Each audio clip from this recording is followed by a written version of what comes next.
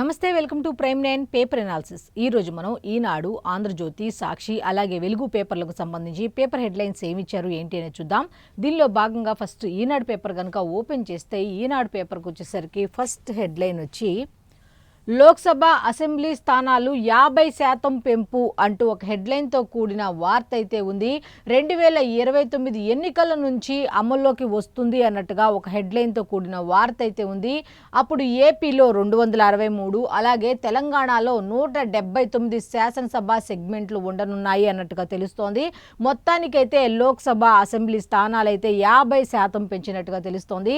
దేశంలో 543 నుంచి 816కి లోక్సభ స్థానాలు 50% పెంచడం వల్ల ప్రస్తుతం ఉన్న దేశంలో 543 స్థానాల నుంచి 816 కి అయితే లోక్సభ స్థానాలు చేరినట్టుగా తెలుస్తుంది. ఈ 50% పెంపుతో ఈ పార్లమెంట్ సమావేశాల్లోనే బిల్లు ప్రవేశపెట్టనున్నట్టుగా తెలుస్తోంది. దీనికి సంబంధించి ఎన్డీఏ భాగస్వామ్యులకు చెప్పిన అమిత్ షా అయితే ఇదే వార్తకు సంబంధించి ముందుగానే మహిళా రిజర్వేషన్ కోటా అంటూ దీనికి సంబంధించి డీటెయిల్స్ ఈ విధంగా ఇచ్చారు.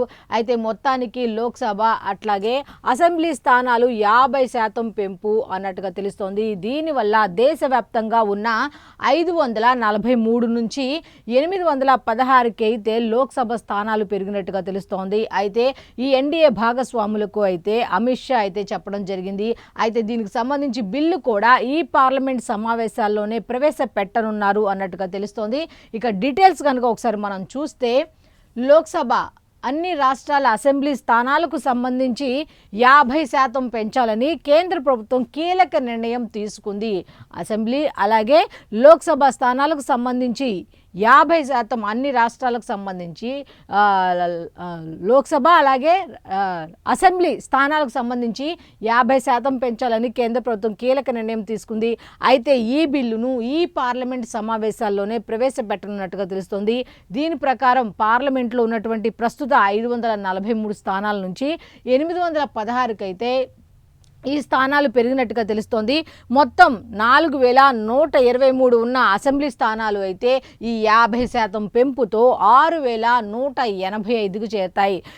ఈ విధంగా చూసుకుంటే పార్లమెంటు స్థానాలు చూస్తే 543 నుంచి 816కు చేరితే ఇక 4123 ఉన్నటువంటి అసెంబ్లీ స్థానాలు మాత్రం ఈ 50% పెంపుతో 6185కి చేరుతాయి అన్నట్టుగా ఇచ్చారు. అయితే ఆంధ్రప్రదేశ్లో ప్రస్తుతం ఉన్న వీటి వల్ల అయితే ఆంధ్రప్రదేశ్లో ప్రస్తుతం ఉన్న 175 ఎమ్మెల్యే స్థానాలు 263కి ప్రస్తుతం ఉన్న 175 దగ్గర నుంచి 263కి చేరతాయి అసెంబ్లీ స్థానాలు అన్నట్టు తెలుస్తోంది. అయితే తెలంగాణ అసెంబ్లీ స్థానాలు 119 నుంచి 179కి చేరతాయి అన్నట్టుగా తెలుస్తోంది.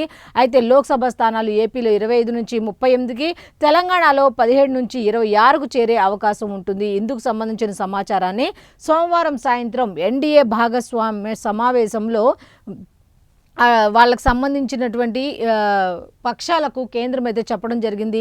మొత్తానికి అయితే 50% అలా లోక్సభ అలాగే అసెంబ్లీ స్థానాలకు సంబంధించి పెంపుదల అయితే ఉంది. దీనికి సంబంధించిన కూడా బిల్లును అయితే ఈ పార్లమెంట్ సమావేశాల్లోనే పెట్టనున్నట్టుగా తెలుస్తోంది.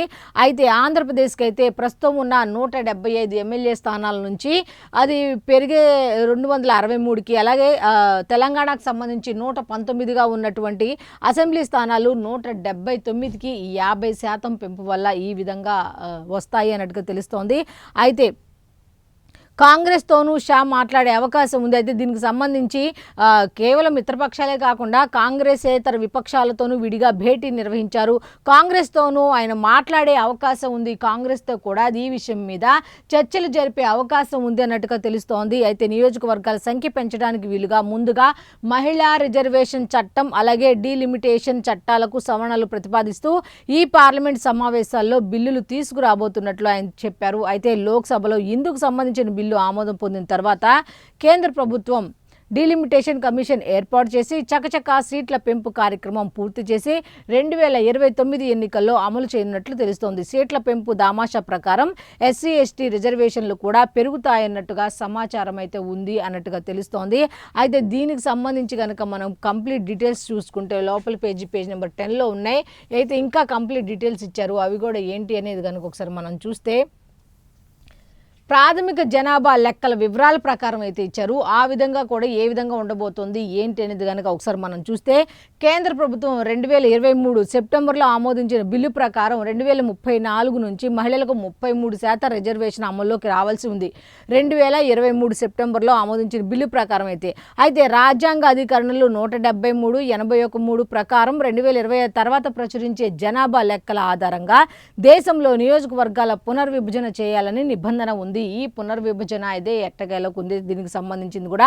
అందువల్ల కేంద్ర ప్రభుత్వం మహిళా రిజర్వేషన్ల అమలును 2034 నుంచి అమల్లోకి తేవాలని భావిస్తున్నట్ల ఇదివరకైతే భావించారు. కానీ ఇప్పుడు జనగణన 2027 మార్చి 1 కల్లా పూర్తి కానుండటంతో అయితే 2027లోనే పూర్తి అవుతుంది. కాబట్టి ప్రాథమిక జనాభా లెక్కల వివరాలు ప్రకటించింది. ఆ వెంటనే నియోజకవర్గాల పునర్విభజన ప్రక్రియ మొదలుపెట్టే అవకాశం ఉన్నట్లు తాజా పరిస్థితులు అయితే చెప్తున్నట్టుగా తెలుస్తోంది. అయితే నియోజకవర్గాల పెంపు 2029 ఎన్నికల నాటికి అమల్లోకి తెచ్చేందుకు కేంద్ర ప్రభుత్వం వేగంగా పావులు కదుపుతున్నట్లుగా రాజకీయ వర్గాలు అయితే తెలుపుతున్నాయి. అయితే ఈ అంశంపై అధికార పక్షం అన్ని పార్టీలతోనూ సంప్రదింపులు జరిపి వారి మద్దతు కూడగట్టే ప్రయత్నాలు మొదలుపెట్టింది. జనగణన తర్వాత అందులో వచ్చిన లెక్కల ఆధారంగా దామాషా ప్రకారం సీట్ల పెంపునకు అనుమతిస్తే ఉత్తర దక్షిణ భారతదేశాల మధ్య తేడా వచ్చే అవకాశం ఉందని తొలి నుంచి దక్షిణాది రాజకీయ పార్టీలు ఆందోళన వ్యక్తం చేస్తున్న నేపథ్యంలో కేంద్ర ప్రభుత్వం అందుకు అవకాశం ఇవ్వకుండా అన్ని రాష్ట్రాల్లో సగటున లోక్సభ అసెంబ్లీ సీట్లు 50% పెంచాలని నిర్ణయించినట్టుగా తెలుస్తోంది. అయితే ఇప్పుడు దక్షిణాది కానీ ఇప్పుడు ఉత్తరాది కానీ ఈ విధంగా చూసుకుంటే నేతల్లో ఒక రకమైన గందరగోళం. ఎలా దక్షిణాది ఇంకా ఆల్రెడీ ఉత్తరాది వైపు చూస్తే కనుక వాళ్ళ స్థానాల సంఖ్య ఎక్కువగా ఉంటుంది. మళ్ళీ దక్షిణాది ప్రాంతాలకు వచ్చేసరికి వాళ్ళ వాయిస్ వినిపించే వాళ్ళ సంఖ్య తగ్గిపోతుంది. ఎట్లాగా అనుకుంటే దానికి అవకాశం లేకుండా 50% ఎవరికి ఇబ్బంది లేకుండా 50% పెంపు అన్నట్టుగా అయితే ప్రభుత్వం అయితే తీసుకొచ్చినట్టుగా తెలుస్తోంది.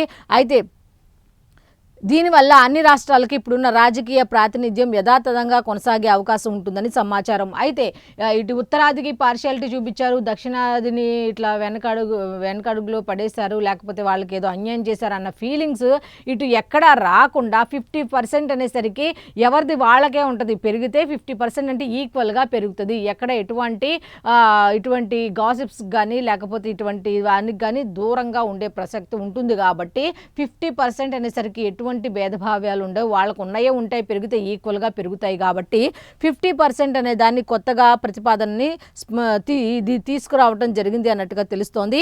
అయితే దీనికి సంబంధించిన కంప్లీట్ డీటెయిల్స్ అన్నీ కూడా పేజ్ నెంబర్ 10లో ఉన్నాయి. నెక్స్ట్ ఇంకొక వార్త ఉంది. ఆ వార్త కూడా ఏంటి అనేది కనుక ఒకసారి మనం చూస్తే, కొత్త చరిత్ర సృష్టిస్తుందా బెంగాల్ టైగర్ల బరి భవానీపూర్, టీఎంసీకి విశ్వసనీయమైన స్థానం ఇది. ఇక్కడ నుంచే మమతపై పోటీ దిగుతున్న సువేందు అధికారి అంటూ కొత్త చరిత్ర సృష్టిస్తుందా బెంగాల్ టైగర్ల బరి భవానీపూర్, దీనికి సంబంధించి టీఎంసీకి విశ్వసనీయమైన స్థానం ఇది అన్నట్టుగా తెలుస్తోంది. అయితే ఇక్కడి నుంచి కనుక మమతపై పోటీ దిగుతున్న సువేందు అధికారి అన్నట్టుగా తెలుస్తోంది. అది దీనికి సంబంధించిన అయితే మమతని ఇక్కడ మాత్రం ఎవరైనా ఓడించగలిగే ప్రసక్తి ఉంటుందా, అయితే చరిత్ర అయితే సృష్టిస్తుందా అన్నట్టుగా హెడ్లైన్తో కూడిన వార్త అయితే ఇచ్చారు. అయితే దీనికి సంబంధించిన కంప్లీట్ డీటెయిల్స్ అన్నీ కూడా లోపల పేజీల్లో ఉన్నాయి. నెక్స్ట్ ఇంకొక వార్త ఉంది. ఆ వార్త కూడా ఏంటి అనేది ఒకసారి చూస్తే, ఆర్సెలార్ మిత్తల్ స్టీల్ ప్లాంట్తో ఉత్తరాంధ్రలో కొత్త శకం అయితే ప్రారంభమైంది. వెనుకబడిన జిల్లా అనేసరికి ఎక్కువగా ఈ ఉత్తరాంధ్ర జిల్లాలకు సంబంధించిన అనకాపల్లి అనేసరికి ఉండేది. అయితే అనకాపల్లిని పారిశ్రామిక అభివృద్ధి వైపు అడుగులు వేయించే దిశగా కూటమి ప్రభుత్వం పనిచేస్తుందా అంటే ఎస్ అనే చెప్పొచ్చు. ఆర్సెలార్ మిత్తల్ స్టీల్ ప్లాంట్తో అది సాధ్యం అవుతుంది. వలసలు తగ్గిస్తారు. ఎంతోమంది గతంలో ఉత్తరాంధ్ర నుంచి ఎంతమంది ఉద్యోగ అవకాశాలు లేకుండా వలసలు వెళ్ళిన రోజులు మనం చూసాము. ఉద్యోగాలు లేకుండా ఇబ్బందులు పడుతూ నీటి కొరత, ఓన్లీ పంటల మీద ఆధారపడే జిల్లాలు మాత్రమే అవి. మరి అటువంటి ప్రాంతాల్లో పరిశ్రమలు తీసుకురావటం అనేది అంత ఈజీ కాదు. మరి అటువంటి సమయాల్లో వచ్చిన సంవత్సరంన్నరలోనే ఒక పెద్ద ప్లాంట్ను వాళ్ళు తీసుకొచ్చారు, ఆర్సెలార్ మిత్తల్ స్టీల్ ప్లాంట్తో అన్నట్టుగా ఉంది. అయితే ఉత్తరాంధ్రకి ఇది ఒక అక్కడ ఉన్నటువంటి వాళ్ళకి ఒక జీవితం మీద ఆశాభావాన్ని, అభివృద్ధిని చవి చూపించబోతుందా అంటే ఎస్ అనే చెప్పొచ్చు. దీనివల్ల దాదాపు 1,00,000 మందికి పరోక్షంగా, ప్రత్యక్షంగా ఉద్యోగ అవకాశాలు లభిస్తాయి. ప్రాంతీయంగా అభివృద్ధి చెందుతుంది. ఎందుకంటే పరిశ్రమలు వస్తే అభివృద్ధి ఎందుకు అంటాము అంటే, పరిశ్రమలు వచ్చినప్పుడు ఖచ్చితంగా ఆ సరౌండింగ్స్ అన్ని డెవలప్ చేసుకునే అవకాశం ఉంటుంది. కాబట్టి ఒక చారిత్రాత్మక ఒక మంచి ప్రాజెక్ట్ అన్నట్టుగా చెప్పుకోవచ్చు. ఉత్తరాంధ్ర అనేసరికి వెనుకబడిన జిల్లాలు అనే నానుడితో ఉన్నది కాదు, పారిశ్రామికీకరణ కూడా చెందుతుంది. దానివల్ల ఎంతమందికి ఉపయోగపడుతుంది, దానివల్ల ఏ విధంగా ఉత్తరాంధ్ర జిల్లాలకు ఉపయోగం, అక్కడున్న యువతకు ఉపయోగం, అక్కడున్న ప్రజలకు ఉపయోగం అనేది చూసుకొని దీనికి అవకాశం ఇచ్చినట్టు తెలుస్తోంది. అయితే దీనికి సంబంధించిన కంప్లీట్ డీటెయిల్స్ కనుక మనం ఒకసారి చూస్తే, ఏపీ పారిశ్రామిక అభివృద్ధిలో ఇది మేలి మలుపు అన్నట్టుగా సబ్ హెడ్లైన్తో కూడిన వార్త అయితే ఇచ్చారు. 2028 డిసెంబర్ నాటికి ఉత్పత్తి అయితే ప్రారంభించబోతున్నారు అన్నట్టుగా, వాళ్ళ లక్ష్యం అయితే 2028కే ఉత్పత్తి ప్రారంభించబోతున్నారు అన్నట్టుగా తెలుస్తోంది. అయితే ప్రత్యక్షంగా, పరోక్షంగా 1,00,000 మందికి ఉద్యోగ అవకాశాలు, వలసలు తగ్గిపోతాయి. ఉద్యోగ అవకాశాలు లేకే కదా వలసలు వెళ్ళేది, పక్క దేశాలకు వెళ్ళేది. ఎందుకు వెళ్తారంటే ఉద్యోగ అవకాశాలు లేక. అటువంటి వలసలను తగ్గించే అవకాశం ఉంటుంది. దాదాపు 1,00,000 మందికి ప్రత్యక్షంగా, పరోక్షంగా ఉద్యోగ అవకాశాలు కలుగుతాయన్నట్టు తెలుస్తుంది. శంకుస్థాపన కార్యక్రమంలో సీఎం చంద్రబాబు నాయుడు గారు మాట్లాడి ఈ విధంగా చెప్పడం జరిగింది. అయితే దీనికి సంబంధించి ఇంకా కంప్లీట్ డీటెయిల్స్ అయితే ఇవ్వడం జరిగింది. ఆ డీటెయిల్స్ కూడా ఏమి ఇచ్చారు ఏంటి అనేది ఒకసారి మనం చూస్తే, ఆర్సెల్ఆర్ మిత్తల్ నిప్పన్ స్టీల్ ఇండియా ఉక్కు కర్మాగారం నిర్మాణంతో ఉత్తరాంధ్రలో కొత్త చరిత్ర సృష్టించబోతున్నట్లు ముఖ్యమంత్రి నారా చంద్రబాబు నాయుడు గారు చెప్పడం జరిగింది. అయితే అనకాపల్లి జిల్లా నక్కపల్లి మండలం రాజయ్యపేటలో సోమవారం ఉక్కు కర్మాగారానికి శంకుస్థాపన చేసి ఈ సందర్భంగా ఏర్పాటు చేసిన సభలో అయితే ముఖ్యమంత్రి మాట్లాడడం జరిగింది. విశాఖ ఉక్కు మన ఆత్మ గౌరవం అయితే ఆర్సెల్ఆర్ మిత్తల్ నిప్పన్ స్టీల్ పరిశ్రమ మన సత్తాను ప్రపంచానికి చాటి చెబుతుంది. అయితే విశాఖ ఉక్కు ఆంధ్రుల హక్కు మన ఆత్మ గౌరవం కాబట్టి దానికి దీటుగానే దానికి సరిపడా ఆర్సెల్ఆర్ మిత్తల్ నిప్పల్ స్టీల్ పరిశ్రమ మన సత్తాను ప్రపంచానికి చాటుతుంది అన్నట్టుగా ఇవ్వడం జరిగింది. అయితే ఈ 2 ఉక్కు పరిశ్రమలు దేశ ఉక్కు రంగంలో రాష్ట్రాన్ని ఉన్నత స్థాయిలో నిలుపుతాయని ధీమా వ్యక్తం చేశారు. అయితే ఇటు విశాఖ ఉక్కు కానీ, స్టీల్ ప్లాంట్ కానీ, లేకపోతే ఆర్సెల్ఆర్ స్టీల్ ప్లాంట్ కానీ, ఈ 2 కూడా భారతదేశ చరిత్రని, అట్లాగే ఆంధ్రప్రదేశ్కు సంబంధించి కూడా మన రాష్ట్రాన్ని ఒక ఉన్నత స్థాయిలో నిలబెడతాయి అన్నట్టుగా ఆయన చెప్పుకుంటూ వచ్చారు. దీంతో ఈ ప్రాంత రూపురేఖలు మారతాయి. పరిశ్రమలు రావాలి అని ఎందుకు చెప్తారు అంటే, ప్రాంతీయంగా డెవలప్ అవుతుంది కాబట్టే పరిశ్రమలు రావాలి, అభివృద్ధి జరగాలని ఎందుకు కోరుకుంటారు అంటే ఈ విధంగా అన్నమాట. అయితే ఉక్కు నగరానికి ఈరోజు పునాది రాయి వేశామని, దీంతో ఈ ప్రాంత రూపురేఖలు మారతాయని చెప్పారు. అయితే రవాణా, హోటల్ పరిశ్రమ, రియల్ ఎస్టేట్, విద్యా, వైద్య తదితర రంగాల్లో అనేక మార్పులు వస్తాయన్నారు. ఇదొక్కటే కాదు, అనేక రంగాల్లో కూడా మార్పులు రాబోతున్నాయి అన్నట్టుగా ఆయన చెప్పడం జరిగింది. ఎలాంటి ఇబ్బంది పెట్టకుండా ఈ ప్రాజెక్టుకు భూములు ఇచ్చేందుకు ముందుకొచ్చిన రైతులకు కృతజ్ఞతలు తెలిపారు. అయితే ఫస్ట్ వ్యతిరేకించారు, తర్వాత వాళ్ళే స్వచ్ఛందంగా భూములు ఇచ్చారు. మరి అటువంటి రైతులను మర్చిపోకూడదు కాబట్టి ఆయన గుర్తు పెట్టుకొని మరి వాళ్ళకి కృతజ్ఞతలు చెప్పడం కూడా జరిగింది. అయితే పరిశ్రమ నిర్మాణానికి స్థానిక ప్రజలు పూర్తిగా సహకరించాలని విజ్ఞప్తి చేశారు. అయితే ఈ పరిశ్రమకు సంబంధించి నిర్మించడానికైతే స్థానిక ప్రజలు కూడా వాళ్ళ సహాయ సహకారాలు ఖచ్చితంగా అందించాల్సిన అవసరం ఉంది అంటూ ఆయన కోరారు. ఎందుకంటే ఈ పరిశ్రమ వస్తే చుట్టుపక్కనంతా కూడా డెవలప్ అవుతుంది, యువతకు ఉద్యోగాలు వస్తాయి. ఒకప్పుడు ఉత్తరాంధ్ర అనేసరికి కరువు పీడిత ప్రాంతాలనే పేర్లోంచి ఉద్యోగాలు లేనిది ఏంది, చేసుకోలేక వెళ్ళడం తప్ప ఉద్యోగాలు ఎందుకు లేవు, ఎందుకు డెవలప్ కాదు అనే దాన్ని మేము తీసుకొస్తాం అన్నట్టుగా చెప్పడం జరిగింది. అయితే దీనికి సంబంధించి 2 దశల్లో అయితే దీని నిర్మాణం చేపట్టబోతున్నారు. మొత్తానికి 2028 డిసెంబర్ నాటికైతే ఇక్కడ నుంచి ఉత్పత్తి ప్రారంభమయ్యేలా చర్యలు తీసుకోబోతున్నాం, ఇవే మా లక్ష్యం అన్నట్టుగా చెప్పడం అయింది. అయితే దీనికి సంబంధించి కంప్లీట్ డీటెయిల్స్ కనుక చూస్తే పేజ్ నెంబర్ 10లో ఉన్నాయి.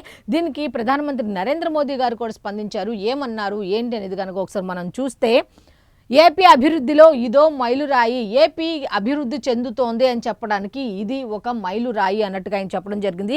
ఆర్సెల్ఆర్ మిత్తల్ నిప్పన్ స్టీల్ పరిశ్రమ శంకుస్థాపన ఆంధ్రప్రదేశ్ అభివృద్ధి ప్రస్థానంలో ఒక ప్రధాన మైలురాయిగా నిలుస్తుంది అంటూ ఆయన చెప్పడం జరిగింది.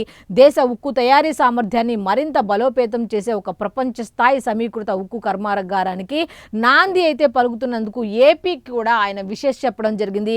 ఇది అక్కడ యువతకు అవకాశాలను సృష్టించి పారిశ్రామిక ఆవిష్కరణలో రాష్ట్రాన్ని అగ్రగామిగా నిలబెట్టే అవకాశం ఉంది కాబట్టి ఆయన ఏపీ యొక్క ఘనత దేశానికి తెలుస్తుంది అన్నట్టుగా ఆయన చెప్పారు. అయితే దానికి సంబంధించి కృతజ్ఞతలు అలాగే అభినందనలు కూడా ఆయన చెప్పడం జరిగింది.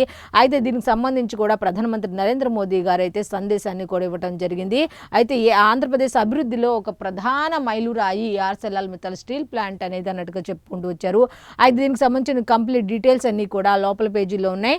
నెక్స్ట్ ఇంకొక వార్త ఉంది. ఆ వార్త కూడా ఏంటి అనేది ఒకసారి మనం చూస్తే, వెనక్కి తగ్గిన ట్రంప్, చేసేదేమీ లేకుండా వెనక్కి తగ్గిన ట్రంప్, అందుకే ఎవరిని తక్కువ అంచనా వేయకూడదు. మనం ఊహించుకొని మనం తోపు తురుము అనుకుంటే అవతలోడికి ఎంత బలం ఉంది అనేది, బలం ఉంది కదా అని ప్రదర్శించాల్సిన అవసరం లేదు. దాని సమయం వచ్చినప్పుడు సందర్భం వచ్చినప్పుడు బయటకు తీస్తారని చెప్పడంలో ఈ అమెరికా, ఇజ్రాయెల్, ఇరాన్ యుద్ధానికి సంబంధించి ఆ నేతల ఆలోచన విధానాన్ని బట్టి మనం అనుకోవచ్చు ఎవరిని అంత ఈజీగా తక్కువ అంచనా వేసి కాలు ముందుకు రువ్వకూడదు అనేది ఖచ్చితంగా చెప్పుకోవచ్చు.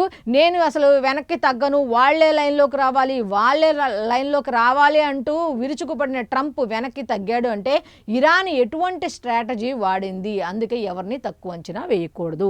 అయితే ఇరాన్ విద్యుత్ కేంద్రాలపై దాడులకు 5 రోజుల విరామం ఇచ్చిన అమెరికా అధ్యక్షులు.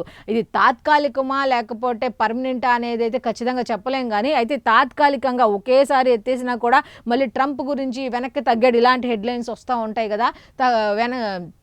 ట్రంపే కాస్త భయపడ్డాడు ఇరాన్ చూసి అనే మాటలు వస్తాయి, ఆల్రెడీ వచ్చినాయి అనుకోండి.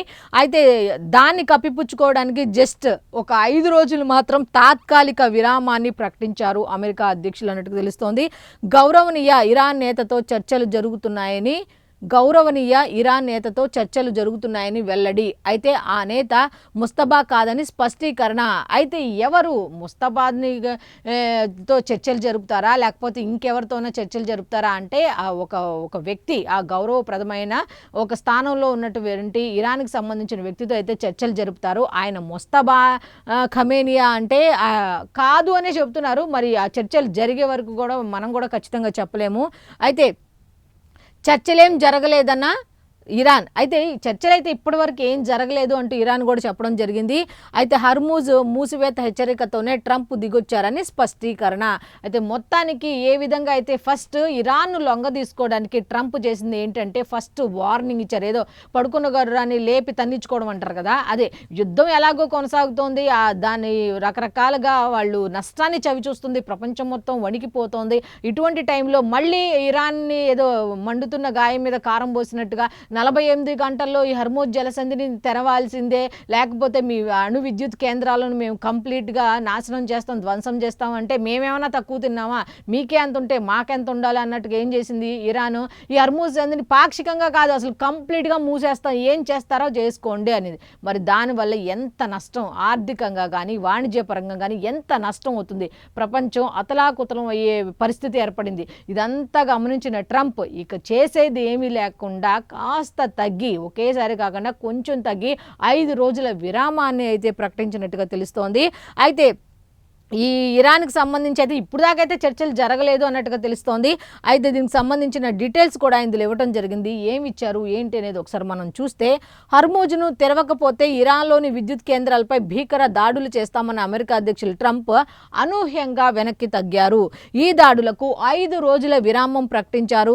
గౌరవనీయ ఇరాన్ నేతతో చర్చలు జరుపుతున్నాయని వెల్లడించారు. అయితే చర్చల ప్రకటనను ఇరాన్ తీవ్రంగా ఖండించింది. ఎటువంటి చర్చలు జరగలేదంటూ ఇరాన్ కూడా ఖండించినట్టుగా తెలుస్తోంది. అసలు చర్చలే జరగడం లేదని స్పష్టం చేసింది. హర్మూజ్ను పూర్తిగా మూసివేస్తామని హెచ్చరించడంతోనే ఆయన దిగి వచ్చారు. అసలు మెయిన్ ఏంటంటే కంప్లీట్గా మేము క్లోజ్ చేస్తాం, ఏం చేస్తారో చేసుకోండి అన్న ఒక హెచ్చరిక మాత్రమే ట్రంప్ దిగి రావడానికి మెయిన్ రీజన్ అన్నట్టుగా ఇరాన్ చెప్పడం జరిగింది. అయితే ఆర్థిక చమురు మార్కెట్ల స్థిరీకరణ కోసం జరుగుతున్న ప్రయత్నం ఇదని వ్యాఖ్యానించింది. అయితే యుద్ధ నేపథ్యంలో సోమవారం స్టాక్ మార్కెట్లు నష్టాలని చవిచూశాయి అన్నట్టుగా తెలుస్తుంది. అయితే దీనికి సంబంధించిన కంప్లీట్ డీటెయిల్స్ అన్ని కూడా పేజ్ నెంబర్ 10లో ఉన్నాయి. అయితే ఓవరాల్గా చూసుకుంటే ఇది తాత్కాలిక విరామమా, లేకపోతే మళ్ళీ ఇంకేదైనా స్ట్రాటజీ యూజ్ చేస్తాడా, లేకపోతే ఇంకేదైనా ఆలోచన విధానంలో మార్పులు తీసుకొస్తాడా అన్నది తెలీదు. ప్రస్తుతానికైతే ఒక 5 రోజులైతే యుద్ధానికి తాత్కాలిక విరామాన్ని ట్రంప్ ప్రకటించినట్టుగా తెలుస్తోంది. ఓ పక్క అయితే ఇరాన్ అయితే ఎటువంటి చర్చలు జరగలేదు, కేవలం పూర్తిగా కంప్లీట్గా హర్మూజ్ జలసంధిని మేము క్లోజ్ చేస్తాము అనేసరికి మాత్రమే ట్రంప్ భయపడి దిగొచ్చాడు అన్నట్టుగా చెప్పుకుంటూ వచ్చారు. అయితే ఓవరాల్గా చూస్తే దీనికి సంబంధించిన కంప్లీట్ డీటెయిల్స్ అయితే పేజ్ నెంబర్ 10లో ఉన్నాయి. నెక్స్ట్ ఆంధ్రజ్యోతికి వెళ్దాం. ఆంధ్రజ్యోతికి వచ్చేసరికి ఫస్ట్ వార్త, అమ్మ లేఖపై మాట్లాడే దమ్ము జగన్కు లేదు, జగనన్నకి దమ్ము లేదు అంటుంది. అమ్మ లేఖపై మాట్లాడడానికి జగనన్నకి దమ్ము లేదు అంటూ షర్మిల చెప్తోంది. అయితే కుక్కలతో మొరిగిస్తున్నాడు, ఇతరుల ఆస్తిని అనుభవిస్తున్నది ఆయనే అంటూ ఆవిడ చెప్పడం జరిగింది. అయితే వివేక హత్యపై నిజాన్ని చెప్పినందుకే సైతాన్ సైన్యం దాడి చేస్తోంది, గుండెపోటు కథనంపై వాస్తవాలు చెప్పాల్సింది భారతి అవినాష్ రెడ్డిలే, ఆస్తుల కోసమే అయితే ఆంధ్రాలో కాకుండా తెలంగాణలో పార్టీ పెట్టేదాన్న, వైఎస్ఆర్ ఆకాంక్షను ఆయన సజీవ అర్ధభాగం లేఖ ద్వారా వెల్లడించింది. అయితే ఆమె సంతకం నిజమని జగన్కు తెలుసు, అయినా ఇతరులతో మాట్లాడిస్తున్నారు అంటూ షర్మిల ధ్వజమెత్తింది. ఇప్పుడు వైఎస్ఆర్సీపీలో ఇప్పుడు కొడాలి నాని గారిని ఇక్కడ మనం గుర్తు చేసుకోవాల్సిన అవసరం ఉంది. ఎందుకంటే నిన్న ఆయన మాట్లాడారు. ఎవరు? జగన్మోహన్ రెడ్డికి సంబంధించిన కుటుంబ విషయాలని, వాళ్ళ అమ్మగారిని, వాళ్ళ చెల్లి గారిని అందరూ బయటకు తీసుకొస్తున్నారు. ఎవరు బయటకు తీసుకొస్తున్నారు? ఈ విధంగా మాట్లాడుతుంటే ఏం జరుగుతోంది వాస్తవాలని ఆవిడ బయట చెప్తుంటే, ఈ విషయం చెప్పమ్మా, ఈ విషయం చెప్పమ్మా అని ఎవరన్నా చెప్తే చెప్తారా? ఇప్పుడు కుటుంబ సభ్యులు ఎవరో ఇంట్లో ఉన్నటువంటి ఇంటి పెద్ద పరువు ఎందుకు తీసుకుంటారు? వాళ్ళకి విభేదాలు వచ్చి వాళ్ళకి రోడ్డు మీదకి వచ్చినా కూడా వేరే వాళ్ళని టార్గెట్ చేయటం అనేది కొడాలి నాని గారు ఇంకా మీరు మారలేదా అని చాలామంది చెప్తున్నారు. కాకపోతే ఈసారి బూతులు అలాంటి వర్డ్స్ ఏం మాట్లాడకుండా కాస్త పద్ధతిగానే మాట్లాడినట్టుగా తెలుస్తుంది. కాకపోతే ఈవిడ్నిను వీళ్ళ మదర్ని విజయమ్మ గారిని మాత్రం తెరపైకి తీసుకొచ్చింది చంద్రబాబు నాయుడు గారు. ఇప్పుడు ప్రస్తుతం ఉన్న కూటమి ప్రభుత్వం జగన్మోహన్ రెడ్డి గారికి ఉన్న ఫాలోయింగ్ని తగ్గించడానికి, ఆయనకున్న బలాన్ని తగ్గించడానికి ఇటువంటి తీసుకొస్తున్నారంటూ కూడా కొడాలి నాని గారు మాట్లాడడం జరిగింది. ఇటువంటి వాటి మీద ఆవిడ స్పందించడం జరిగింది. అయినా ఇతరులతో మాట్లాడిస్తున్నారు. ఆ సంతకం గురించి కానీ, వాళ్ళ అమ్మ రాసిన లేఖ గురించి కానీ అది వాస్తవమే అని ఆయనకు తెలిసినా కూడా అతను మాట్లాడకుండా ఇతరులతో ఆయన చుట్టుపక్కల ఉండే వాళ్ళతో మాట్లాడిస్తున్నారు. ఆయన మాట్లాడే వాళ్ళకైనా బుద్ధి జ్ఞానం ఉండాలి కదా అని చాలామంది అడుగుతున్నారు. ఎందుకంటే వాళ్ళ కుటుంబ సమస్యలకు ఎవరో పక్కన వాడిని తిట్టడం కన్నా వాళ్ళ కుటుంబ సభ్యులకు సంబంధించిన సమస్యలు వస్తే, వాళ్ళ ఆస్తులకు సంబంధించిన సమస్యలు వస్తే, వాళ్ళకు సంబంధించిన విషయాల్లోకి వేరే వాళ్ళని తీసుకొచ్చి వాళ్ళని బయట పెట్టడం మీరు, మీ పత్రికల్లో మాట్లాడేది మీరు, మీ ఛానల్స్లో మాట్లాడేది మీరు, డిబేట్లు ఆయన సొంత చెల్లి, సొంత తల్లి, వాళ్ళ ఆస్తులు, వాళ్ళ భార్య, వాళ్ళ ఆస్తులు మొత్తం వాళ్ళకు సంబంధించిన గొడవల్ని డిబేట్లు మరి పెడుతుంటే, కనీసం ఇది ఫ్యామిలీకి సంబంధించింది, మన ఛానల్లోనే మనం డిబేట్ పెడితే ఎలాగా, మన ఛానల్కి సంబంధించి మనమే రాసుకుంటే ఎలాగా అని చెప్పడం కూడా ఖండించలేకపోతున్న వాళ్ళు ఆఖరికి బయటకు వచ్చి మీడియా సమావేశాలు పెట్టి మీ కుటుంబం గురించి మాట్లాడుతుంటే ఇప్పటికీ ఖండించట్లేదంటే మీ ఆలోచన విధానం ఏ విధంగా ఉంది జగన్మోహన్ రెడ్డి గారు అని చాలామంది అడుగుతున్నారు. నెక్స్ట్ ఇంకా ఏమన్నారు ఏంటి అనే దాని మీద కంప్లీట్ డీటెయిల్స్ పేజ్ నెంబర్ 14లో ఉన్నాయి. నెక్స్ట్ ఇంకొక వార్త ఉంది. ఆ వార్త కూడా ఏంటి అనేది ఒకసారి మనం చూస్తే, ఏపీ బెస్ట్, పెట్టుబడులకు ఏపీ బెస్ట్. ఒకప్పుడు 5 ఏళ్ల క్రితం పారిశ్రామికవేత్తలు కానీ పరిశ్రమలు కానీ ఆంధ్రప్రదేశ్కి రావాలంటే భయపడేవి, కానీ ఇప్పుడు వాటంతట అవే ముందుకు వస్తున్నాయి, మేం పెడతామన్నట్టు ఆంధ్రప్రదేశ్లో పెట్టుబడులు పెట్టడానికి ఏపీఏ బెస్ట్ అన్నట్టుగా ప్రతి ఒక్కరు పెట్టుబడులు పెట్టడానికి ముందుకు వస్తున్నారు అన్నట్టుగా తెలుస్తోంది. 20 నెలల్లో 20.35 లక్షల కోట్ల పెట్టుబడులు పెట్టారు అన్నట్టుగా తెలుస్తోంది. అయితే వచ్చే 3 ఏళ్లలో 22 లక్షల మందికి ఉద్యోగ అవకాశాలు అయితే ఖచ్చితంగా ఉంటాయి అన్నట్టుగా తెలుస్తోంది. ఆంధ్రుల హక్కు నినాదంతో విశాఖ ఉక్కు ఇప్పుడు అడగకుండానే అంతకంటే పెద్ద పరిశ్రమ వచ్చింది. వాళ్ళు ఉన్న ప్రస్తుత ప్రభుత్వం, కూటమి ప్రభుత్వం ఏ విధంగా వెళ్తోంది ఏంటి, ఏ విధమైన వస్తువులు కల్పిస్తోంది ఏంటి, ఏ విధంగా వాళ్ళ సపోర్ట్ ఉంటుంది ఏంటి అనే దాన్ని తెలుసుకొని పెట్టుబడులు పెట్టడానికి ప్రస్తుతం ఉన్న దేశంలో ఉన్న రాష్ట్రాల్లో ఏపీ బెస్ట్ అన్న ఉద్దేశంతో అనేక రకాల పరిశ్రమలు అయితే రావడం జరుగుతోంది అన్నట్టుగా తెలుస్తోంది. స్టీల్ ప్లాంట్కే కాదు, స్టీల్ సిటీకి అంకురార్పణ అన్నట్టుగా ఒక వార్త అయితే ఇచ్చారు. ప్లాంట్కు సహకరించిన ప్రధానమంత్రి కూడా కృతజ్ఞతలు తెలపడం జరిగింది. మిట్టర్ స్టీల్ పరిశ్రమ శంకుస్థాపనలో చంద్రబాబు నాయుడు గారు అయితే ఈ విధంగా వ్యాఖ్యానించారు. ఏపీపై నమ్మకానికి మా రాకే ఉదాహరణ అంటూ లక్ష్మీ మిట్టల్ అన్నారు. ఏపీపై నమ్మకం ఉందంటే మేము ఎంతో ధైర్యంగా వచ్చాము అన్నట్టు ఆయన చెప్పడం జరిగింది. ఏపీ అభివృద్ధి కీలక మైలురాయి అంటే ప్రధానమంత్రి నరేంద్ర మోదీ గారు కూడా చెప్పడం జరిగింది. అయితే బాబుతోనే రాష్ట్రానికి పరిశ్రమలు, ఆయన అనుభవం ఉన్న దార్శనికుడు అంటూ పవన్ కళ్యాణ్ గారు కూడా ఎంత చక్కగా ఎంత డిగ్నిటీగా మాట్లాడారు అంటే, ఒక ఖచ్చితమైన ప్రభుత్వం, ఒక నిబద్ధతతో కూడిన ప్రభుత్వం కనుక ఉంటే ఖచ్చితంగా పరిశ్రమలే కాదు రాష్ట్రం కూడా డెవలప్ అవుతుంది అని 2024 ఎన్నికల ముందు ఏ విధంగా నేను చెప్పాను ఇప్పుడు అదే విధంగా వెళ్తుంది. మేము కోరకుండా వాళ్ళంతటా వాళ్ళే పెట్టుబడులు పెట్టడానికి లక్ష్మీ మిట్టల్ లాంటి వాళ్ళు వచ్చారు అంటే ఒకసారి ఆలోచించుకోండి అంటూ ఆయన మాట్లాడిన విధానం. అలాగే నేను ఏది చెప్పినా సరే పవన్ కళ్యాణ్ రాష్ట్రాభివృద్ధికి సంబంధించి నేను ఏది చెప్పినా సరే పవన్ కళ్యాణ్ ప్రతిదీ కూడా క్షుణ్ణంగా పరిశీలించి నాకు ఓకే చెప్తూ నాకు సపోర్ట్ ఇస్తున్నారు అంటూ ముఖ్యమంత్రి నారా చంద్రబాబు నాయుడు గారు చెప్పడం జరిగింది. అలాగే చంద్రబాబు నాయుడు గారి దార్శనికత, ఆయన రాజకీయ చాణక్యుడిని ఎందుకు అంటారు అంటే ఎంత టెక్నాలజీ పరంగా ఎంత ఇదిగా ఆలోచిస్తారు, డెవలప్మెంట్ అనే దాని మీద ఎక్కువ శాతం కాన్సన్ట్రేషన్ ఎందుకు చేస్తారు అంటే సంక్షేమం అభివృద్ధి అనేది ఏ రాష్ట్రానికైనా రెండు కళ్ళ లాంటివి. ఏది కుంటిపడినా ఇంకో దాన్ని ఇవ్వలేం. కాబట్టి ఈ రెండింటిని ముందుకు తీసుకెళ్లాలి అన్న ఆలోచనలో ఉన్నారు. కాబట్టి డిప్యూటీ సీఎం పవన్ కళ్యాణ్ గారు కూడా ముఖ్యమంత్రి నారా చంద్రబాబు నాయుడు గారి దార్శనికతను, దూరదృష్టిని కూడా ఆయన పొగట్టడం జరిగిందనమాట. వీళ్ళు ఒకరికొకరు పొగట్టం కాదు, ఇక్కడ కోఆపరేషన్ అనేది ఎలా ఉంటుంది. కూటమి అంటే ఒకళ్ళ మీద ఒకళ్ళు నిందలేసుకున్న ప్రస్తుతం ఉన్న రోజుల్లో వాళ్ళు ఒకరికొకరు సపోర్ట్గా ఉంటూ నెక్స్ట్ 15 ఏళ్ళు అని ఏ విధంగా చెప్తున్నారో అదే విధంగా ఒకరికి ఒకళ్ళు ముందుకు వెళ్తున్నారా అంటే నిన్న వీళ్ళిద్దరు మాటలు చూసిన తర్వాత అర్థమవుతుంది చాలా మందికి కూడా వాళ్ళ బాండింగ్ అనేది. అంటే ఏ విధంగా కలిసికట్టుగా ఉంటే వాళ్ళు అనుకున్న 15 ఏళ్ల టార్గెట్ని ఏ విధంగా వాళ్ళు అధిగమిస్తారు, ఏ విధంగా ఎన్ని కుట్రలు కుతంత్రాలు ఎన్ని జరిగినా సరే ఏ విధంగా ముందుకు వెళ్తారు అన్నది నిన్న వాళ్ళిద్దరూ మాట్లాడిన విధానాన్ని బట్టి చాలామందికి అర్థమైంది. అయితే ప్రపంచ పటంలో అనకాపల్లికి మరో స్థానం దక్కింది. మొత్తానికి వెనుకబాటు జిల్లా అనే పేరు దగ్గర నుంచి ఇప్పుడైతే యువతకి ఉద్యోగ అవకాశాలు కానీ అభివృద్ధి కానీ అనే దానికి మాత్రం కేర్ ఆఫ్ అడ్రస్గా ప్రపంచపటంలో అనకాపల్లికి స్థానం దక్కింది అన్నట్టుగా తెలుస్తోంది. 1.35 లక్షల కోట్ల పెట్టుబడితో స్టీల్ ప్లాంట్ డబుల్ ఇంజిన్ సర్కార్తో సాధ్యం అంటూ లోకేష్ కూడా చెప్పడం జరిగింది. పెట్టుబడుల సాధనలో బాబు దూసుకుపోతున్నారు అంటూ బాబు పవన్ కాంబినేషన్ బాగుంది, లోకేష్కు మంచి భవిష్యత్ అంటూ కేంద్ర మంత్రి కుమారస్వామి ఉక్కు శాఖకు సంబంధించి కేంద్ర ఉక్కు శాఖ మంత్రి కుమారస్వామి కూడా చెప్పడం జరిగింది. అయితే వీళ్ళ భాగస్వామ్యాన్ని కూడా నేను ఇందాక చెప్పినట్టుగా ఆయన భాగస్వామ్యాన్ని కూడా ఆయన పొగట్టడం జరిగింది. పవన్ కళ్యాణ్ అలాగే చంద్రబాబు నాయుడు గారు భాగస్వామ్యాన్ని కూడా పొగట్టడం జరిగింది. అయితే లోకేష్ కూడా మంచి భవిష్యత్తు ఉంది అంటూ ఆయన చెప్పడం జరిగింది. మొత్తానికి పెట్టుబడుల సాధనలో ఆంధ్రప్రదేశ్ అయితే దూసుకుపోతోంది అన్నట్టుగా చెప్పడం జరిగింది. అయితే దీనికి సంబంధించిన కంప్లీట్ డీటెయిల్స్ పేజ్ నెంబర్ 13లో ఉన్నాయి. నెక్స్ట్ యుద్ధానికి సంబంధించి ట్రంప్కి సంబంధించి 5 రోజులు విరామం అన్నట్టుగా ఒక హెడ్లైన్తో కూడిన వార్తలు అయితే ఇచ్చారు. అయితే ఇరాన్పై దాడులు చేయొద్దని ఆదేశాలు ఇచ్చా అంటూ ఆయన చెప్పడం జరిగింది. ఆ దేశంతో 2 రోజులుగా చర్చలు జరుగుతున్నాయి, వారాంతం వరకు అవి కొనసాగుతాయి. అమెరికా అధ్యక్షులు డొనాల్డ్ ట్రంప్ ప్రకటన. అయితే ఆల్రెడీ 2 రోజులుగా జరుగుతున్నాయి అంటున్నారు. ఒక పక్కన 48 గంటల్లో మూసేయాలని చెప్పి మొన్న వార్నింగ్ ఇచ్చారు. మళ్ళీ 2 రోజులుగా చర్చలు జరుగుతున్నాయని చెప్తున్నారు. అయితే వారాంతం వరకు కొనసాగుతాయి కాబట్టి ఆల్రెడీ 2 రోజులు, ఇప్పుడు ఇంకా 3-4 రోజుల 5 రోజులు టైం అయితే అడిగినట్టు తెలుస్తుంది. హర్మోజ్ జలసంధిని అమెరికా ఇరాన్ కలిసి నిర్వహించే అవకాశం ఉందని వెల్లడి. అయితే అమెరికాతో ఎలాంటి చర్చలు జరగటం లేదు, మా హెచ్చరికలకు భయపడే ట్రంప్ తగ్గారు. దాడులకు విరామం ప్రకటించిన రోజే టెహ్రాన్పై ఇజ్రాయెల్ బాంబులు.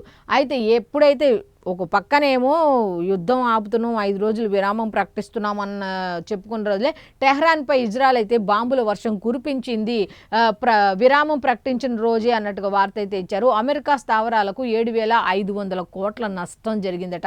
ఇక ముందు ఇంకా నష్టం జరుగుతుందేమో అన్న భయంతోనే, అలాగే ఈ హర్మోజ్ జలసంధిని క్లోజ్ చేస్తామని ఇరాన్ హెచ్చరికల నేపథ్యంలో ఆయన వెనక్కి తగ్గినట్టుగా తెలుస్తోంది. పశ్చిమాసియాలో ఆస్తులపై ఇరాన్ దాడుల ఫలితం యుఎస్ మిలిటరీకి 13 మంది అయితే మృతి చెందినట్టుగా తెలుస్తోంది. యుద్ధం తొలి 6 రోజుల్లో 1,00,000 కోట్ల ఖర్చు. CSIS అమెరికాలో 40% పెరిగిన పెట్రోల్ ధరలు అక్కడ పెరిగాయంటే ఒకసారి ఆలోచించుకోండి. ట్రంప్ అంత ఇదిగా వెనక్కి తగ్గాడు అంటే అక్కడ ఏదో ఒక తీవ్రమైన నష్టం కానీ లేకపోతే నెక్స్ట్ భవిష్యత్తులో వచ్చే నష్టాన్ని కానీ ఆయన దృష్టిలో ఉండబట్టే అంత ఈజీగా 5 రోజులు వెనక్కి తగ్గారా అంటే ఎస్ అనే చెప్పొచ్చు. అయితే దీనికి సంబంధించిన ఇంకా కంప్లీట్ డీటెయిల్స్ అన్నీ కూడా లోపల పేజీలో ఉన్నాయి. నెక్స్ట్ కరోనా తరహా సంక్షోభం అంటూ హెడ్లైన్తో కూడిన వార్త ఒకటి ఇచ్చారు. ఏమిటి అంటే ఇప్పుడు కూడా కలిసికట్టుగా ఎదుర్కొందాం దీర్ఘకాలం పశ్చిమాసియా యుద్ధ ప్రభావం. అయితే దీర్ఘకాలం అయితే పశ్చిమాసియా యుద్ధ ప్రభావం ఉంటుంది కాబట్టి కరోనా లాంటి సంక్షోభాన్ని కలిసికట్టుగా ఎదుర్కొన్నాం, దీన్ని కూడా కలిసికట్టుగానే ఎదుర్కొందాం అంటూ ప్రధానమంత్రి నరేంద్ర మోదీ అయితే పిలుపునివ్వడం జరిగింది. అసాధారణ సవాళ్లు ఎదురవుతున్నాయి, పరిస్థితిపై పర్యవేక్షణకు మంత్రుల బృందాన్ని అయితే ఏర్పాటు చేసినట్టుగా తెలుస్తోంది. పెట్రోల్, ఎల్పీజీ కొరత లేకుండా చూస్తున్నాం, ఎరువుల కొరత లేకుండా చర్యలు, అక్రమ నిల్వలు, బ్లాక్ మార్కెటింగ్ నియంత్రణపై దృష్టి, పశ్చిమాసియాలో భారతీయుల రక్షణకు చర్యలు, స్వప్రయోజనాల కోసం కొందరు తప్పుడు ప్రచారం, అలాంటి వదంతులను నమ్మొద్దు అంటూ ప్రధానమంత్రి నరేంద్ర మోదీ చెప్పారు. అయితే ఆయన చెప్తుంది ఏంటి అంటే ఎరువుల కొరత కానీ గ్యాస్ కొరత కానీ లేకుండా మ్యాక్సిమం అన్ని ట్రై చేస్తున్నాం. దీనికి సంబంధించి ఈ సమస్యల పరిష్కారానికి సంబంధించి ఒక ప్రత్యేక బృందాన్ని కూడా ఏర్పాటు చేసాం. కరోనా సంక్షోభాన్ని ఏ విధంగా అందరం కలిసికట్టుగా ఎదుర్కొన్నామో ఈ పశ్చిమాసియాలో యుద్ధ ప్రభావం వల్ల వస్తున్నటువంటి పరిస్థితులను కూడా అదేవిధంగా కలిసికట్టుగా మనం ఎదుర్కొంటూ ముందుకు వెళ్దాం. వదంతులు కావాలని ప్రతిదాన్ని కూడా రాజకీయాలు చేసే కొంతమంది కావాలని వదంతులు సృష్టిస్తున్నారు, అటువంటివి దయచేసి నమ్మొద్దు అన్నట్టుగా ప్రధానమంత్రి నరేంద్ర మోదీ అయితే కోరడం జరిగింది. అయితే నెక్స్ట్ ఇంకొక వార్త ఉంది. ఆ వార్త కూడా ఏమిటి అంటే పునర్విభజన బిల్లు అన్నట్టుగా ఈ సమావేశాల్లోనే పునర్విభజన బిల్లు ప్రవేశపెట్టే అవకాశం ఉంది అన్నట్టుగా తెలుస్తోంది. 2011 జనాభా లెక్కల ఆధారంగానే మహిళా కోటా కూడా ఆ లెక్కలతోనే అన్నట్టుగా తెలుస్తోంది. అన్ని రాష్ట్రాలను ఒకే శాతం మేర నియోజకవర్గాలను పెంచే యోచన. ఎక్కడ ఎవరికి ఉత్తరాంధ్ర, దక్షిణాంధ్ర, అయ్యో మరి ఉత్తరాంధ్రలో ఇప్పుడు ఎంతో కొంత పర్సెంటేజ్ కనుక పెరిగితే వీళ్ళకన్నా ఎక్కువ పర్సెంటేజ్ ఇస్తే మరి అక్కడ ఒక రకమైన భేదాభిప్రాయాలు వస్తాయి కదా. ఏంటి ఇప్పటికే దక్షిణాది వైపు నుంచి చూస్తే సంఖ్య తక్కువగా ఉంది ఈ స్థానాలకు సంబంధించి, అసెంబ్లీ స్థానాలకు సంబంధించి. ఇప్పుడు పర్సెంటేజ్ కనుక ఎక్కువ ఇచ్చినా తక్కువ ఇచ్చినా మళ్ళీ ఇప్పుడు ఇటు ఎక్కువ ఇచ్చినా వీళ్ళు గోల పెడతారు, ఇటు ఎక్కువ ఇచ్చినా వీళ్ళు గోల పెడతారు. కాబట్టి ఇలా కాకుండా ఇటువంటి అవకాశం రాకుండా 50% అయితే ఇచ్చినట్టు తెలుస్తోంది. సో ఎవరికి ఎటువంటి ఇబ్బంది లేకుండా ఈక్వల్గా 50% అయితే ఇవ్వడం జరిగింది. నేడు బీఏసీ సమావేశంలో నిర్ణయం తీసుకుంటారా అన్నట్టుగా, అవసరమైతే బడ్జెట్ సెషన్ పొడిగింపు కూడా చేస్తారా అన్నట్టుగా తెలుస్తోంది. అయితే ఏపీలో లోక్సభ స్థానాలు 37 నుంచి 38కి, అలాగే అసెంబ్లీ సీట్లు 262 నుంచి 63కి, అలాగే తెలంగాణలో లోక్సభ స్థానాలు 25 నుంచి 26కి, అలాగే అసెంబ్లీ 178 నుంచి 179 పెరిగే ఛాన్స్ అయితే ఉన్నట్టుగా తెలుస్తోంది. అయితే దీనిపై టీడీపీ, వైసీపీ, బీజేడీ తదితర పార్టీలతో మాట్లాడిన హోంమంత్రి అమిత్ షా. అయితే ఇంకా ఒక వార్త ఉంది, దీనికి సంబంధించి డీటెయిల్స్ లోపల ఉన్నాయి. నెక్స్ట్ ఇంకొక వార్త, అదనపు డీజీ ఆదేశాలతోనే దేశద్రోహం కేసు అంటూ రఘురామను అప్పటికప్పుడు అరెస్టు చేయమని పైనుంచి ఆదేశాలు వచ్చాయి. అయితే నాటి ప్రభుత్వ పెద్దలను దూషించడంతో వాట్సాప్ మెసేజ్లను నిర్ధారించుకోలేదు అన్నట్టుగా తెలుస్తుంది.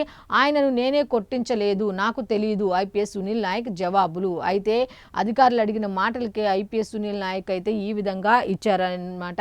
అదనపు డీజీ ఆదేశాలతోనే దేశద్రోహం కేసు అయితే మేము రఘురామకృష్ణరాజు మీద పెట్టడం జరిగింది, నా సొంతంగా నేను చేసింది ఇది కాదు అన్నట్టుకుంటే ఆయన చెప్పుకుంటూ వచ్చారు. అయితే నెక్స్ట్ ఇంకొక వార్త ఉంది, దీనికి సంబంధించింది. దర్యాప్తు అధికారి కోరినప్పుడు విచారణకు రండి అంటూ ఐపీఎస్ సునీల్ నాయక్ హైకోర్టు అయితే స్పష్టం చేసినట్టుగా తెలుస్తోంది. ఆన్లైన్ విచారణకు అయితే నో అన్నట్టుగా తెలుస్తోంది. అలా కుదరదు, వినతిని తోసిపుచ్చిన న్యాయమూర్తి జైలు శిక్ష కూడా ఆన్లైన్లో పూర్తి చేస్తారా అని వ్యాఖ్య అంటూ విచారణకు రమ్మంటే ఆన్లైన్లో వస్తున్నారట. సో అప్పుడు దానికి ధీటుగా ఏం బదిలిచిందంటే ఒకవేళ జైలుకు వెళ్లాల్సి వస్తే అది కూడా ఆన్లైన్లోనే చేస్తారా అన్నట్టుగా వ్యాఖ్యానించినట్టుగా తెలుస్తోంది. అయితే దీనికి సంబంధించిన కంప్లీట్ డీటెయిల్స్ అన్నీ కూడా పేజ్ నెంబర్ 14లో ఉన్నాయి. నెక్స్ట్ అమరావతిలో మరో అగ్ని ప్రమాదం అంటూ అగ్ని ప్రమాదం జరిగిందట. మేఘ కంపెనీ ప్లాస్టిక్ పైపుల్లో నిప్పులు చెలరేగాయి, నిర్మాణ ప్రాంగంలో ఎగిసిపడిన మంటలు అన్నట్టుగా వార్త అయితే ఉంది. అయితే దీనికి సంబంధించిన కంప్లీట్ డీటెయిల్స్ పేజ్ నెంబర్ 14లో ఉన్నాయి. ఇంటర్ పాఠ్య పుస్తకాలు అయితే లీక్ అయ్యాయట. వాట్సాప్లో కొత్త సాఫ్ట్ కాపీలు ప్రత్యక్షం, ప్రైవేటు కాలేజీలకు చేరడంపై కలకలం. విజిఎస్కు తెలుగు అకాడమీ అయితే నోటీసులు జారీ చేసింది అన్నట్టుగా తెలుస్తోంది. అయితే ఆంధ్రజ్యోతికి సంబంధించి లాస్ట్, కృష్ణా జలాలపై తెలంగాణ గణాంకాలన్నీ కూడా తప్పులే అన్నట్టుగా పంట కాలంపై ఆ వాదనను పరిగణలోకి తీసుకోవద్దు అంటూ ప్రభుత్వం చెప్పినట్టుగా తెలుస్తోంది. నేడు కూడా కృష్ణా ట్రిబ్యునల్ విచారణ అయితే కొనసాగుతుంది అన్నట్టుగా తెలుస్తోంది. దీనికి సంబంధించిన కంప్లీట్ డీటెయిల్స్ పేజ్ నెంబర్ 9లో ఉన్నాయి.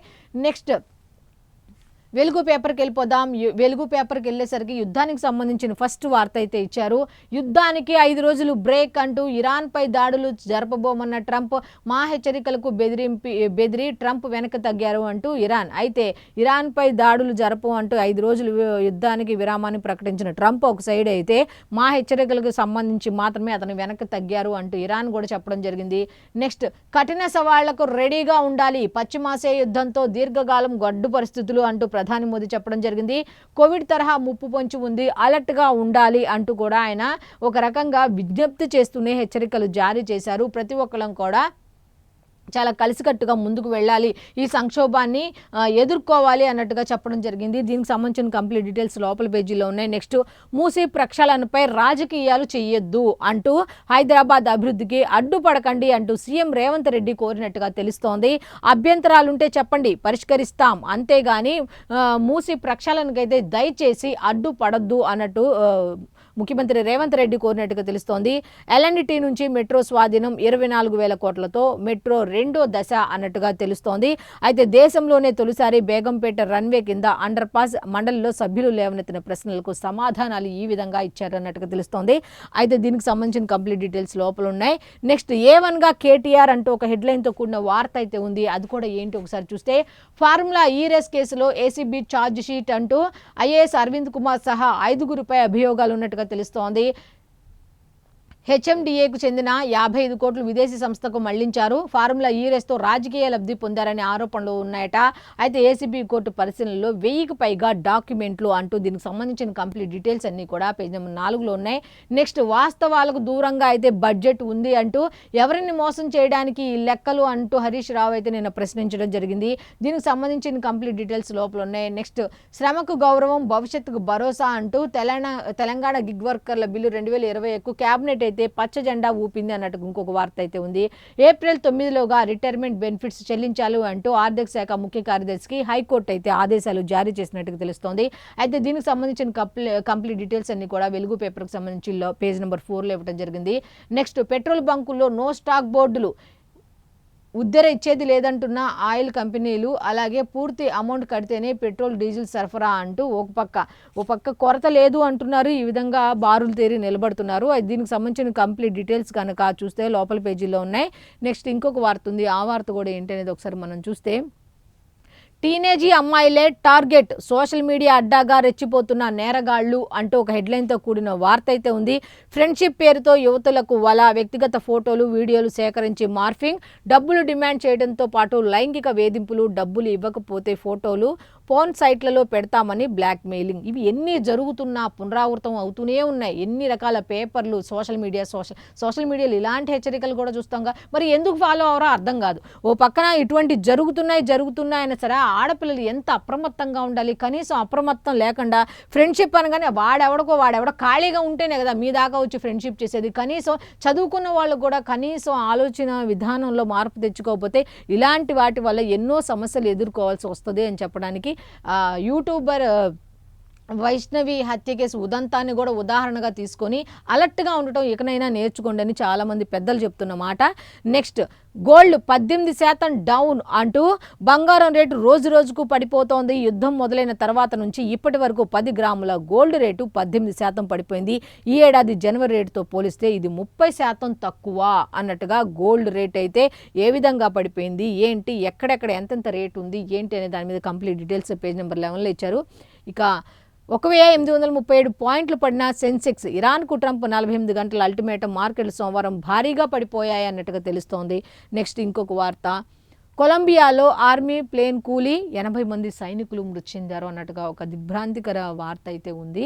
అయితే దక్షిణ అమెరికాలోని కొలంబియాలో సోమవారం ఘోర విమాన ప్రమాదం జరిగింది. సైనికులతో వెళ్తున్న మిలిటరీ విమానం టేకాఫ్ అయిన కొద్దిసేపటికే కుప్పకూలింది అన్నట్టుగా ఉంది. ఈ ప్రమాదంలో సుమారు 80 మంది జవాన్లు మరణించినట్లు కొలంబియా ఆర్మీ అయితే ప్రకటించినట్టుగా తెలుస్తోంది. అయితే దీనికి సంబంధించిన కంప్లీట్ డీటెయిల్స్ అన్ని కూడా పేజ్ నెంబర్ 9లో ఉన్నాయి. సో ఇప్పుడు వరకు మనం ఈనాడు, ఆంధ్రజ్యోతి, అలాగే వెలుగు పేపర్లకు సంబంధించిన పేపర్ హెడ్లైన్స్ ఏమున్నాయి ఏంటి అనేది చూసాం. అయితే సాక్షి పేపరు అయితే ఎందుకు చదవలేదు అంటే వాళ్ళైతే ఈరోజు పేపర్కి సంబంధించి అప్డేట్ ఏమి ఇవ్వలేదు, వాళ్ళు అప్లోడ్ చేయలేదు కాబట్టి మళ్ళీ సాక్షి పేపర్ కావాలనే చదవలేదు ఇవన్నీ అంటారు కాబట్టి ముందే చెప్తున్నా. వాళ్ళైతే పేపర్ అయితే ఈరోజు పేపర్ అప్లోడ్ చేయలేదన్నమాట. సో చూశారు కదా, ఇది ఈనాటి పేపర్ అనాలిసిస్. మళ్ళీ రేపటి అనాలిసిస్లో కలుద్దాం. అంతవరకు సెలవు, నమస్కారం.